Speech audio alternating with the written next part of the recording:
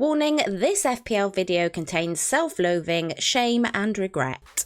Welcome Nymfam. With an international break to consider our options, my wildcard was an absolute disaster. Let's take a look at my team and how I'm going to navigate this failure with my future selection for Game Week 21. Before heading into Game Week 21 though, let's take a look at how I got on in Game Week 20 and how my wildcard absolutely stuffed me over. Paying all that money for Martinez against Burnley was a trap. It was looking so good initially, but he could only come out of that match with 1 point. This is an ouch when Dubravka got 8 points on my bench. My defence was an absolute shower show. The funniest thing about this is that this would have been my defence anyway, even if I hadn't wildcarded, and I'd still have been better off not wildcarding. In midfield, Salah as my captain was my only saving grace, keeping him on a wildcard despite knowing I'd likely have to hit him out ahead of Game Week 21 was one of my better moments of this season. The crowning glory was not only keeping him, but choosing to captain him too. It didn't look so great after that penalty miss, I have to say, but he more than made up for it with his 2 goals and an assist. Thank you so much, Mo. You do not know how much trouble you got me out of. Next to Mo is my newcomer Foden, another shining light on my wildcard. Most annoyingly, it sounded like he could have had a bucket more points,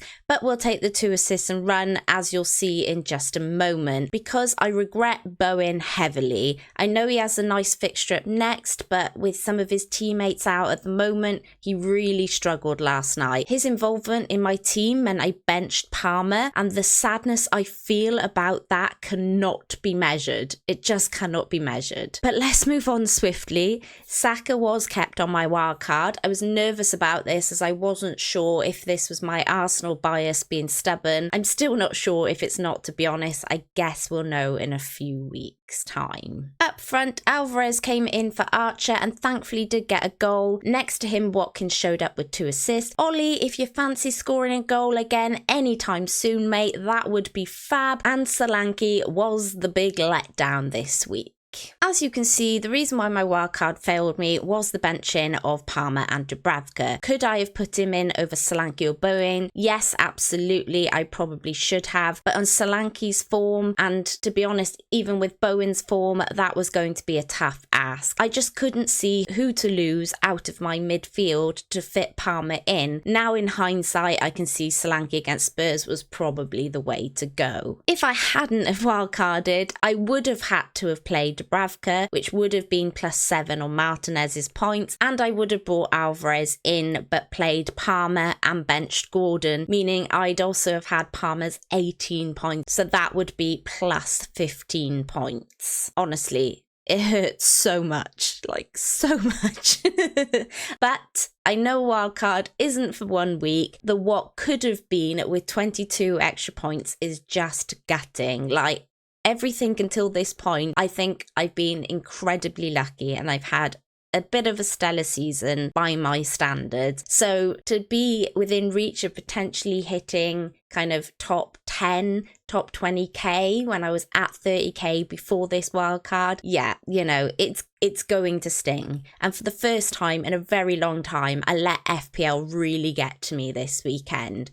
And that's not a great way to start the new year. So some self-checking in was definitely needed for sure. All of that means I did get 74 points. In a normal week, that would be a great score, but apparently not this week. A big red arrow. My only positive is that I did keep Salah and he kept me inside the top 80k when I really could have been languishing down outside of the 100k if I hadn't have done that. Just as I say, this definitely is a what could have been if I didn't wildcard and or if I had played Palmer. So Nymfam, I was hoping you'd help me out and subscribe. If you're enjoying the video so far, then please like and share. Make my wildcard fail feel a little bit better on the way to 8k. It would be amazing to get there with you Squirrel Kings. Oh, and that tasty little notification bell, just give it a little tickle. It'll show you when I'm uploading my next FPL content. With that, let's see how I'm lining up on my early transfer plans for Game Week 21. This, of course, is in theory. I won't be doing any of these moves until late next week, most likely. My team value is pretty healthy, and whilst I know having wildcarded, I could have got the jump on selling Salah and Son with the price drops, but the points from Salah meant it was much more worth keeping him. I will bleed some team value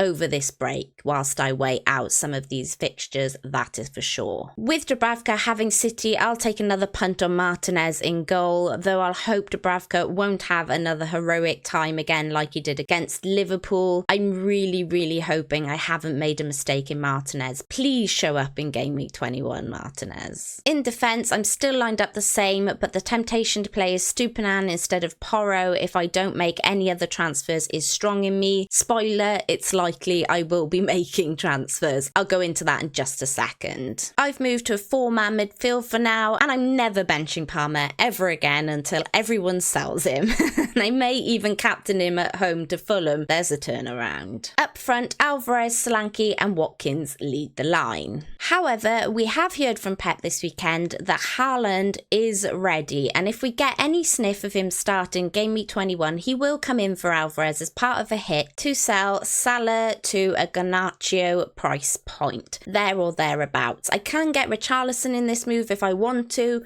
but I'll be back to an absolute humdinger of a benching headache again, and it cuts me off an easy route to Salah on his return. If I make the Haaland transfer, I might move to a 4-4-2 as you can see on the screen here and drop Solanke to the bench playing Estupinan instead, but my defence has been so bad of late, even if Haaland comes in, I may take the punt on Solanke or Garnacho anyways instead of relying on my defences. I'm still not ruling out playing Estupinan instead of one of the 3 defenders that I had in my bust team earlier on in the video. That's a lot to think about. What would you guys do, Nimfam? Would you play Stupinan this week, and who would you play him instead of?